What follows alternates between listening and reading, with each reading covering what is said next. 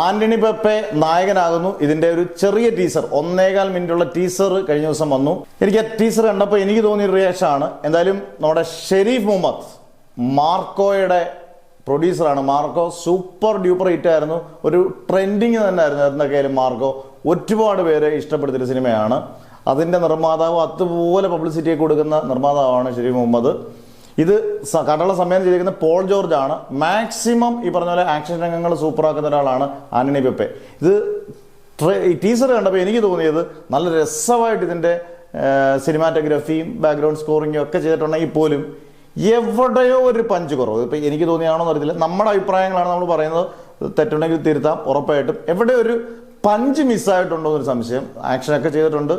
നമ്മൾ ചിലപ്പോൾ മാർക്കോ കാണുന്ന ലെവൽ അല്ലല്ലോ. എന്തായാലും കാർട്ടൂൺ രണ്ട് വ്യത്യസ്തമായിട്ടുള്ള കഥകളും പശ്ചാത്തലങ്ങളുമാണ്. ഇതൊരു കാടിന്റെ വന്യതയുടെ സൗന്ദര്യം ഒക്കെ ഉണ്ട്.